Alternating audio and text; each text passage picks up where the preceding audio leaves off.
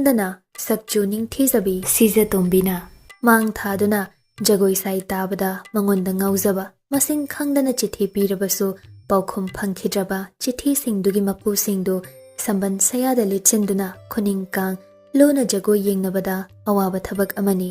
ꯃꯈꯣꯏ ꯃꯁꯦꯟ ꯄꯪꯅꯦꯠꯇ ꯅꯦꯠꯁꯤꯟꯅꯩ. ꯅꯦꯠꯁꯤꯟꯅꯔꯤꯡꯈꯩ ꯁꯥꯎꯅꯩ, ꯈꯠꯅꯩ, ꯈꯨꯠꯇ ꯌꯥꯎꯅꯗꯦ ꯈꯥꯛꯏ. ꯑꯕꯣꯛ ꯒꯥꯝꯚꯤꯅꯤꯅ ꯈꯨꯠꯇ ꯆꯩ ꯑꯃ ꯄꯥꯏ ꯑꯉꯥꯡ ꯃꯆꯥ ꯉꯥꯎꯁꯤꯟꯅꯕ ꯀꯣꯏꯇꯥꯟ ꯇꯥꯟꯕꯗꯧꯅ ꯍꯩ ꯅꯞꯄ ꯌꯥꯟꯕꯤꯒꯤ ꯃꯆꯥꯁꯥ ꯁꯝꯕꯟ ꯁꯌꯥꯁꯤꯡꯁꯤ ꯑꯃꯠꯇ ꯌꯥꯔꯔꯣꯏꯅꯦ. ꯑꯉꯥꯡ ꯃꯆꯥꯅ ꯇꯧꯒꯗꯕ ꯁꯥꯖꯠ ꯂꯤꯆꯠꯇꯨ ꯀꯔꯤꯒꯤ ꯁꯤꯗ ꯇꯧꯔꯤ? ꯍꯥ ꯁꯝꯕꯟ ꯁꯌꯥꯁꯤꯡꯁꯦ ꯇꯦꯛꯂꯒ ꯅꯣꯏꯅ ꯁꯤꯡꯒꯗꯧꯔꯤꯕ꯭ꯔꯥꯅꯦ? ꯍꯦ ꯂꯥꯏꯕꯨꯡꯗ ꯁꯥꯗꯣꯏ ꯂꯩꯔꯦ.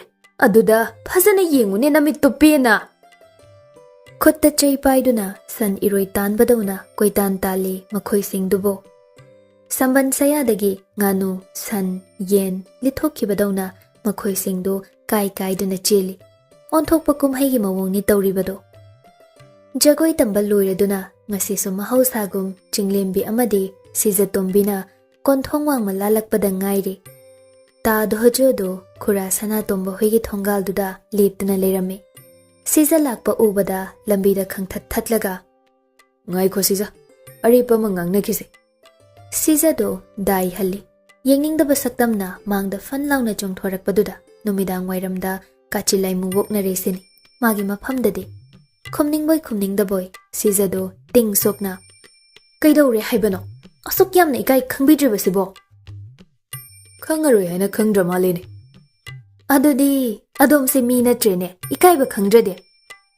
ꯁꯤꯖ, ꯑꯩꯕꯨ ꯑꯗꯨꯛ ꯐꯠꯇꯕ ꯃꯤ ꯑꯣꯏꯅꯕ ꯁꯤꯟꯒꯅꯨ. ꯑꯩꯒꯤ ꯃꯔꯝꯒꯤ ꯑꯗꯣꯝꯕꯨ ꯐꯠꯇꯕ ꯑꯣꯏꯌꯨ ꯍꯥꯏꯖꯈꯤꯕ ꯂꯩꯇꯦ.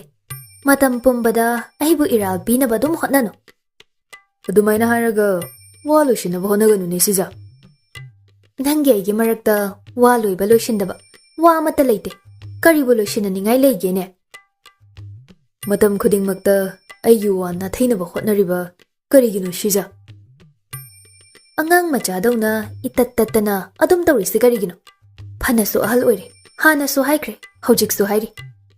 ꯑꯩꯒꯤꯗꯤ ꯃꯤ ꯂꯩꯔꯦ. ꯅꯪꯒ ꯈꯨꯠ ꯊꯣꯛꯅꯈꯤꯕ ꯌꯥꯝꯕꯨꯡꯗꯣ ꯑꯩꯒꯤꯗꯤ ꯑꯔꯦꯞꯄ ꯑꯣꯏꯔꯦ. ꯃꯥꯅ ꯑꯩꯒꯤꯗꯤ ꯄꯨꯝꯅꯃꯛꯅꯤ. ꯑꯗꯨꯅ ꯒ꯭ꯌꯥꯟ ꯇꯥꯎ. ꯉꯁꯤꯗꯒꯤꯅꯦ ꯆꯒꯠ ꯆꯒꯠꯀꯤ ꯊꯕꯛꯁꯦ ꯈꯤꯠ ꯇꯧꯕꯤꯔꯅꯨ. ꯁꯤꯖ, ꯅꯪꯃꯛꯀꯤ ꯆꯤꯟꯗꯨꯅ ꯑꯩꯒꯤ ꯆꯤꯟꯗꯒꯤ ꯍꯥꯏꯗ꯭ꯔꯒ ꯀꯅꯥꯒꯤ ꯆꯤꯟꯕꯥꯜꯗꯒꯤ ꯑꯃꯨꯛ ꯇꯥꯕ ꯄꯥꯝꯂꯤꯅꯣ? ꯅꯪ ꯄꯥꯞꯄꯨꯅꯤ ꯁꯤꯖ. ꯀꯅꯥꯒꯤ ꯀꯩꯗꯧꯕꯒꯤ ꯄꯥꯞꯅꯣ ꯑꯩꯅ ꯄꯨꯗꯧꯔꯤꯁꯤꯅ? ꯑꯩꯒꯤ ꯄꯥꯞ. ꯑꯩꯅ ꯇꯥ ꯙꯣꯖꯣꯒꯤ ꯀꯔꯝꯕ ꯄꯥꯞꯅꯣ ꯄꯨꯗꯣꯏꯁꯤꯅ? ꯑꯩꯒꯤ ꯑꯁꯦꯡꯕ ꯅꯨꯡꯁꯤꯕꯕꯨ ꯃꯤꯔꯥꯏꯕꯒꯤ ꯄꯥꯞ. ꯇꯥ ꯙꯣꯖꯣ, ꯑꯣꯏꯔꯣꯏꯗꯕ ꯃꯪꯂꯥꯟꯒꯤ ꯐꯨꯔꯥꯗꯣ ꯑꯩꯗꯤ ꯑꯗꯣꯝꯕꯨ ꯁꯥꯕꯤꯌꯨ ꯍꯥꯏꯖꯈꯤꯕ ꯂꯩꯇꯦꯅ. ꯑꯩꯅ ꯅꯉꯣꯟꯗ ꯀꯔꯤꯕꯨ ꯇꯧꯈ꯭ꯔꯒꯦ? ꯃꯔꯤ ꯃꯈꯣꯡ ꯁꯝꯅꯗꯕ ꯄꯥꯞ ꯀꯥꯏꯅ ꯄꯨꯁꯤꯜꯂꯛꯏꯗꯨꯕꯣ? ꯅꯪꯅ ꯑꯩꯕꯨ ꯃꯤꯔꯥꯏꯔꯤꯁꯤꯗꯤ ꯃꯤꯔꯥꯏꯕꯗꯨꯅ ꯅꯠꯇ꯭ꯔꯣ ꯑꯩꯒꯤ ꯊꯃꯣꯏꯒꯤ ꯋꯥ ꯑꯃꯠꯇ ꯇꯥꯗꯕꯒꯤ? ꯆꯣꯏꯔꯣꯜ ꯃꯌꯥꯝꯗꯣ ꯑꯝꯇ ꯂꯦꯞꯄꯣ. ꯅꯥꯀꯣꯡ ꯑꯅꯤꯁꯦ ꯏ ꯇꯥꯒꯗꯧꯔꯦ. ꯅꯪꯒꯤ ꯅꯥꯄꯜꯁꯦ ꯄꯥꯛꯍꯦ ꯈꯟꯗꯦꯅꯦꯀꯣ ꯁꯤꯖ. ꯍꯣ ꯏꯄꯣꯛ ꯃꯌꯤꯗ ꯌꯥꯎꯔꯛꯑꯦ ꯍꯥꯏꯁꯦ ꯀꯌꯥꯔꯛ ꯍꯥꯏꯖꯈꯣꯒꯦ? ꯑꯗꯨꯛ ꯄꯨꯡꯖ ꯅꯄꯥꯜ ꯐꯔꯦ. ꯑꯗꯨꯗꯤ ꯅꯍꯥꯛ ꯊꯛꯇ ꯑꯩꯒꯤ ꯅꯨꯡꯁꯤꯕꯅ ꯃꯔꯨ ꯂꯨꯈꯤꯕꯒꯨꯝ ꯅꯆꯥ ꯍꯥꯛꯇꯛꯇ ꯅꯨꯄꯤ ꯑꯣꯏꯒꯦꯔꯥ ꯅꯨꯄꯥ ꯑꯣꯏꯒꯦꯔꯥ ꯅꯪꯅ ꯄꯣꯛꯄ ꯅꯆꯥꯗꯣ ꯃꯥꯒꯤꯁꯨ ꯑꯁꯦꯡꯕ ꯅꯨꯡꯁꯤꯕ ꯐꯪꯗꯅ ꯌꯥꯝꯅ ꯀꯨꯏꯅ ꯃꯩꯊꯛꯇ ꯉꯧꯗꯨꯅ ꯂꯩꯕ ꯑꯣꯏꯁꯅꯨ. ꯍꯣꯏ, ꯐꯪꯕ ꯇꯥꯔꯕꯁꯨ ꯃꯥꯒꯤ ꯑꯁꯦꯡꯕ ꯅꯨꯡꯁꯤꯕ ꯄꯨꯟꯁꯤꯒꯤ ꯕꯁꯟꯇ ꯃꯃꯩꯗ ꯐꯪꯕ ꯑꯣꯏꯁꯅꯨ. ꯑꯩꯅ ꯉꯁꯤ ꯋꯥꯔꯤꯕꯁꯤꯒꯨꯝ ꯃꯥꯁꯨ ꯋꯥꯁꯅꯨ. ꯑꯩꯅ ꯅꯪꯕꯨ ꯊꯃꯣꯏ ꯁꯦꯡꯅ ꯅꯨꯡꯁꯤꯕꯃꯛꯇ ꯑꯣꯏꯔꯝꯂꯕꯗꯤ ꯉꯁꯤ ꯑꯩꯅ ꯇꯧꯔꯤꯕ ꯁꯥꯞꯁꯦ ꯅꯪꯅ ꯄꯣꯛꯂꯛꯀꯗꯕ ꯅꯆꯥꯗꯨꯗ ꯐꯪꯕ ꯑꯣꯏꯌꯨꯀꯣ. ꯁꯤꯖꯗꯣ ꯃꯁꯥ ꯊꯛ ꯊꯛꯅꯤ ꯄꯥꯈꯠꯄ, ꯊꯀꯠꯄ, ꯑꯁꯥꯎꯕ ꯑꯍꯨꯝ ꯂꯣꯏꯅ ꯄꯨꯟꯁꯤꯟꯈ꯭ꯔꯦ. ꯊꯥꯖꯔꯨꯗꯦ ꯑꯁꯨꯛ ꯀꯟꯕ, ꯑꯀꯟ ꯑꯔꯤꯡ ꯁꯤꯡꯅꯕ ꯃꯥꯟꯕ ꯑꯊꯤꯕ ꯃꯤꯆꯩꯒ ꯂꯣꯏꯅꯅ ꯇꯧꯔꯛꯂꯤꯕ ꯁꯥꯞ. ꯅꯨꯡꯁꯤꯗꯕ ꯃꯤꯗ ꯅꯨꯡꯁꯤꯌꯨ ꯌꯥꯗꯦ ꯍꯥꯏꯕꯒꯤꯗꯃꯛ ꯏꯆꯝ ꯆꯝꯕ ꯋꯥ ꯑꯃꯕꯨ ꯑꯔꯨꯕ ꯑꯣꯟꯊꯣꯛꯄ. ꯑꯁꯨꯛ ꯆꯅꯩꯅꯒꯗꯕ ꯋꯥꯐꯝ ꯑꯃ ꯃꯥꯒꯤ ꯄꯨꯟꯁꯤꯗ ꯃꯩꯇꯥꯅ ꯋꯥꯈꯩꯗ꯭ꯔꯤ ꯐꯥꯎꯕ ꯀꯣꯛꯂꯣꯏꯗꯕ ꯋꯥꯐꯝ ꯑꯃ ꯃꯥꯒꯤ ꯃꯊꯛꯇ ꯑꯆꯧꯕ ꯄꯣꯠꯂꯨꯝ ꯑꯃꯒꯨꯝ ꯀꯣꯛꯊꯛꯇ ꯊꯥꯡꯒꯠꯄꯤꯔꯝꯕꯁꯤ ꯃꯥꯗꯤ ꯃꯁꯥꯗꯨ ꯂꯩꯐꯝ ꯆꯥꯐꯝ ꯈꯪꯗ꯭ꯔꯦ. ꯆꯩꯕ ꯌꯥꯕ, ꯉꯥꯡꯕ ꯌꯥꯕ ꯉꯥꯡꯂꯝꯂꯒ ꯉꯁꯤꯗꯒꯤ ꯑꯃꯨꯛ ꯍꯟꯅ ꯌꯦꯠꯂꯔꯣꯏ ꯍꯥꯏꯕꯒꯤ ꯃꯇꯥꯒꯨꯝ ꯙꯣꯖꯣꯗꯣ ꯌꯥꯝꯅ ꯐꯤꯡꯅ ꯆꯠꯈ꯭ꯔꯦ.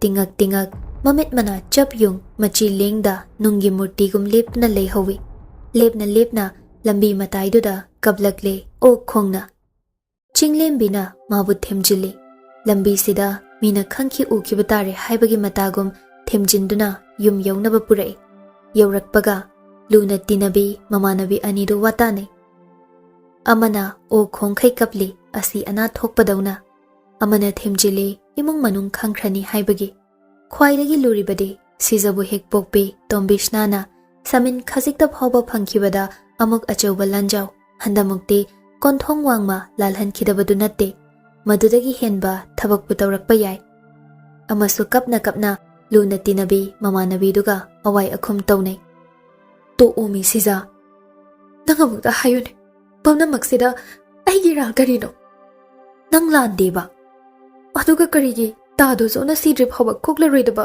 potlum mama aigi kok thaksida thangatamliba angawbudu nangangba wabu mama loba yaba wana temi magi wado angawbagi jerolne haiduna loba yaroi karamna angawba mini haigani pendabagi sauningbagi kham thenglaba khanthaba ngambagi paldol anthokduna chatlaba mahakna singnabaga loinana tawrakliba saptubu karamna ichamchamna aina laithokna logani sisa to'osi mana apamba ningba thungde haiduna ngangba wado mawa lawno haiba mado chatnaba yaba nate ai yam pakhatli kaigumba phatanungda thoadi kamdawni pangkhanda khanjili sija ibema nangna marolama khanda yaribo magi mawong matawduna sijado hikna mukablakle ningol kaduda pendabagi ningamdabagi wakat puraba mitlu pirang singdo amuk sintharakle khaluraga kiboy kaiboy pukning nungsigum tawduna sunglakpa mitki pini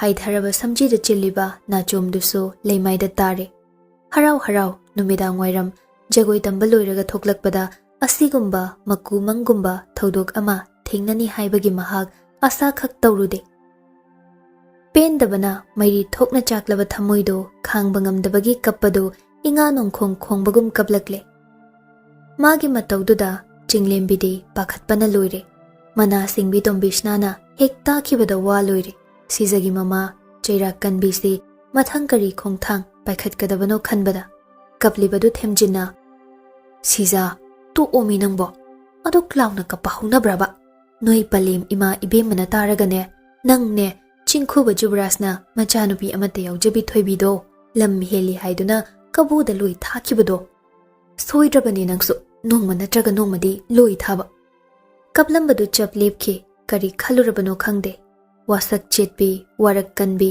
mama tombishnagi magun khangi mathakta amuk mamana tawrakadaba landugi khalubada makha takhidre kappagi khonthokto chinglembe ai kaparoi kapuno arimbadane pidum pamui nangna narau suklei leita henjina khanjilido thauleitabagi wan tungda lakpana tungi thokpa matamna dum bujarakani masidane ekhoini henjina khanjinduna tungda thoklakadaba thodok amagi bhavna saduna khanjinba phatte matung manaune masigi wafamse pusinduna khanara roise ko hoi khanara roise themba haibadama sinba haibada shuma hiram khuding makta himai chumba ngambi asingba marupni haibagi wahan thok puribi chinglembina magi pukningbu themjilam laga chatkre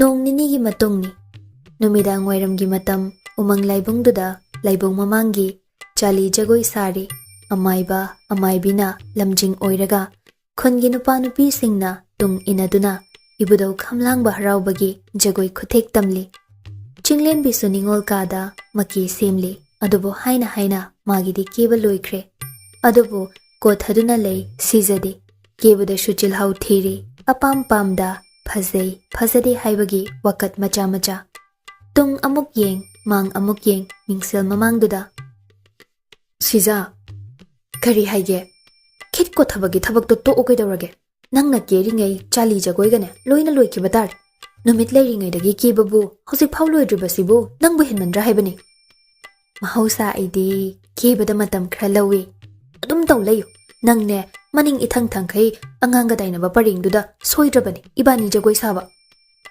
Nangsu adum wangang doi saruk kari watli amta yengu. Se, maray paring se amta kotsila use. Kaday no? Siloro. Ngaksam mapaduda maray kotsi do likpangum sibiraba matung kotsili. Parap tauraba uchi khoigum chenglaba khwangduda setliba phane. Illiba haraufi. Tabaraba machu sangdraba chinbal. Lutung taba samlangduna pungmumu leng leng jum jum tariba. Masada awatpa amata yaude. Kiba nanba loiraduna numit na magi sintha loire haiduna amambagi phizangna khanba horakpa matamdudani anido ibudaw khamlangba harauba laibung yaurakle. Jagoi sadringai ibudaw magi laishangda jangsilaga lai khoirami. Lai khoiramba loirakpada anido mayamna jagoi sanariba maraktuda paring kaida jangsilaga jagoi khuthek tamba yausili. Chinglembi amadi Sijatombi jagoi sathek tamba horaklabada harauriba umang laibungdo khangan ngan thokpagum tawi. Sijabu ngaujaba kayade mit kupte. Nachum chinbi ningol magi jagoi khuthek tu yengbada mit kupkani kaukre mabu ngaujaba kayade. Paukhum phangdriba chithigi mapu singni magi jagoi gi tanthada lupliba. Maithongbu yengadra jagoi bu mitagadra.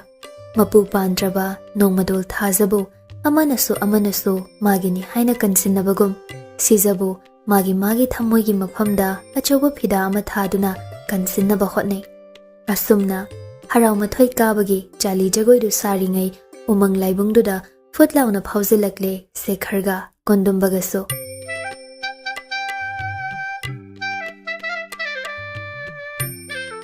Kadomdagi numidangduda phawjilaklibano yahau thengba basantagi khoimu khwangjingbado. Leirang leinam khuding liduna malangba magi khudung inna leirang satfam lekol thirakpani. Kondumbana khud thenduna tai asida leire. Sekharshi yenglui yengjaningba maithong. Magi maithong du yenglaga pukning wakhal pung ingke. Mayumda sitliba asaba nungshit marakta mapa macha ungkhatnabagi mot tinaraktabagi lanfam macha soknabada choktharaba Sekhardo mafam se yaurakpada magi masada thongna ama lai. Sijagi maithongda tayingba ama yauri. Inglaba magi maithongdu uraga maisa pumba kokhibani. Yumda mapa macha soknakiba lanfam. Wakhal nungaitaba pumnamak sijagi maithong uruba matamda. Miyam tinba marakta khuning kangna yengjai cheptha haraubungduda. Laibungi pena makhol amadi khunung isai marakta thamoina itinduna chatli. Paenubi nungsibi haiduna launingla'i magine haiduna laibak pungjau thenduna lauthokningi. Magita oiningbana pakhang punsina omchaknana leli kaidongai panthung yaugani. Jagoi sathektuda Paenubigi masu chongsinduna yauningloi kari khalurabano khangde. Umang laigi laibungda lairoi numitta pungba kaida matai manau anina yetka oiga khunjaunaba leichaunaba saba fungarol jagoido saningba phaurai Sekhardo. Miyam tinba maraktudagi nathairaga toppa mangleibak amada hi tongduna chatli.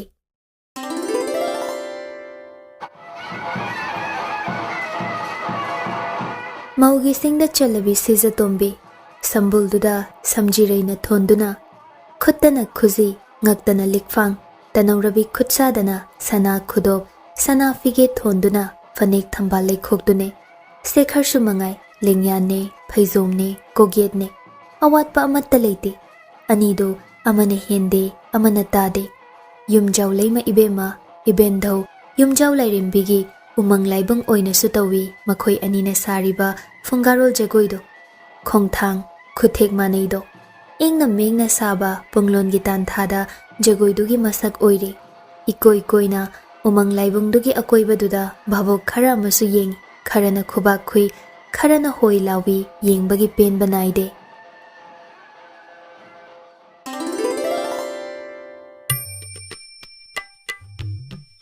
Asumna mangleibak amada tauduna leiringai nakanda lepliba kondumbana masa nomduna kaure. Itaw magi oiba taibangpan amada wakhalna oinaduna leiringai adumna kaurakpadudadi magi oiriba punsigi fibamduda hanjilakle. Haraubungi makholdo magi nakongda mathil nairare. Kaidorage mangliduna kaidoraba ha kashu tawdeda yare Nangi nagun chap chana khangi ko mahasoi. Ai wakhal amada taurure. Laibung shidabu wakhal khanpham irei leitabadawna. Khangdreda. Aishu kari haigadawna. Kadomdagi haijillaga khalluribanu. Asumna anido ngangnaringay chaligi jagoi luireduna laibawgi thauram haukhre. Sijasu khutta senpot laipot paiduna laibawgi thauramdo yawi. Laibaw loirakpada wakol laure. Wakol loirakpada phangakpa kabuk khuidum anikhak khutta pai laibungdagi thorakle laibungdagi thorakpada hek ognarui ikai thiganba pakhanga. Mitka michane nahan khai ukhiba saktamdo sijagi ngasi uriba natki phizol sida amuke hena phaja thokpoining. Nuza magi samlang da tangjaribi leihau leirelna choina samlang marumda sichilakpa malang ipom marakta leinam yeli. Muramishna anina amuba lindugum yaipuri. Nachom chinbiningolna pakhang mabusu mitkuptana yengjay. Anidugi matawduda sijabu ngaujaba atopa pakhang khwangnoba kayadi thamoi macheta nate. Loina mathang amanba pura dalangum kintharakle. Sijana ngasai laibungda laibaw chongdrengai lai khoiramba changlubada topna laida katpa haiman leiman nungshiba mangonda pinaba khakibani. Chingi leirang loibi chingda ongjabi singel u thambalne haikha thabi suna yauri. Aduga muksu wakolawada thungakpa kaboksu khutsinai pakhang magi khutta. Kaino yamalida aibu simayamse buduna chaladro. Kaishu yamdeda yambong laida katpa haiman leimanne. Thabi sina champut hek chawo. Aduga haikha sinane kalin nungsa sabada chak toklaba matung thumgana maga chaw. Morok atekpa machi o madugi mahauduna aibu kaubigano. Kabok sidi kuina thamba yar. Aduna hauzik adum charo. Wakolawagi kabok se charadi punsi nungsangena hainabani.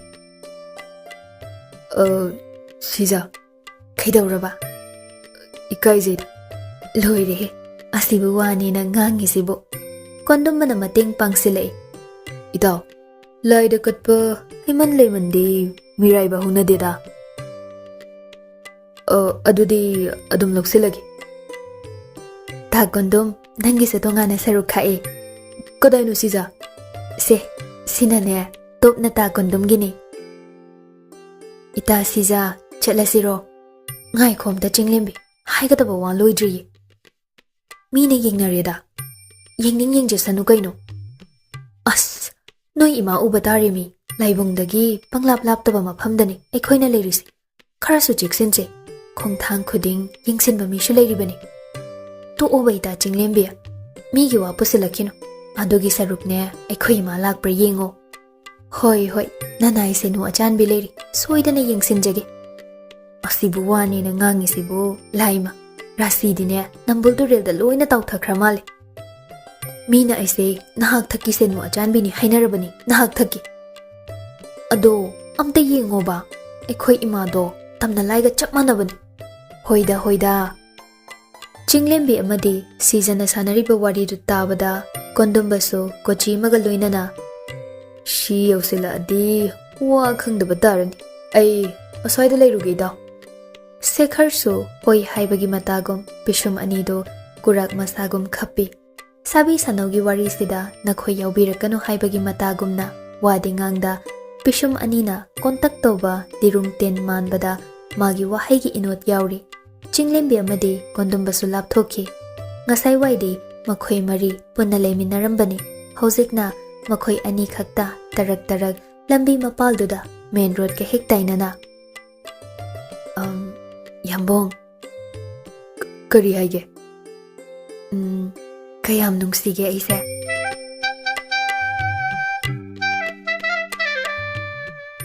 Lambi mapalsida nangi wahangdubu tanja charibro. Unnaba khuding masigi wahangsi matoirabani. Adubu aigi paukhumdi amakaktangi sija nangbu nungshi. Khangde khangna yambongi mafamda masigi wahangse adum hangningi. Yambongi paukhum taraga thamoida phauriba tayangta soinaba pumba kokpa ngamlibani. Karino ngasi nangna harise sija. Yambong ayam pakat. Ibani gi marakta awang bapal yar. Wa makadaragan. Adugi sarok se. Ngahagunari sida nungai ba wari sase. Aishu harau harau hankigi. Karamba makhalgi nungai ba wari sasige. Leidana wari makhal makhal. Sumai banida. Aigidi nangu ba phangisina thamoi se penjari. Adu sisa. Nangna piriba u thamba sigi leinam sidi leitre. Thamoi da dum chuduna leihorani leinam sidi. Chingi thambal u thambal ni dana dubude. Achamba leirang di nate. Aisu yambungi thamoi chingmai da u thambal gum leisa tamduna nungsi leinam yenjage. Anidu nungsi wari saringai yamna fingna fuklauna maraktuda chinglembi phauzilai. Aroibagi sisagi wahai pareng singdo managa singbaga chimphaga puganbaga loina tahawi. Aduga sisada yengna Ibema u thambalga lairiye leinamgado koni yelose. Noigi namanane nang koi thi thiauri somdabu lakani. Laibau loikibaga chima mangena uritna pangbidona. Sisa masa pumba thakatle mamana mabu thiaure tabada warak chetpi mamagi mawang matau khangi. Numidang sida nupa unei haiduna wathok oiba tare khan yambung sauya deko ekhoi imado makhongda kangi kangkhong panbani mafam sida yausilakpa khanghaur ekhoi muk chatlage ado tarit suba numitta ekhoi gi kabui jagoile yengbala uko hoi laki adudi ekhoi muk chatlukhige ekhoi su chatledabani Sisa amadi chinglembe nungsitki mamang thana gam gam mamang thana mayum taba lambi adomda mai onba haurakle adobo chetlambadagi tung halaga prap sisadu sekhargi manak tamna changle sekhar sumagi mataududa ingangakladuna kaidore kai haninge kaino makauri kari gaurage haigadaba nateda asi hairadana magi samlangda tangjabi leihau leireldo samlang maphai amadagi lauthoklaga khutsinai sekhargi khubak mayaida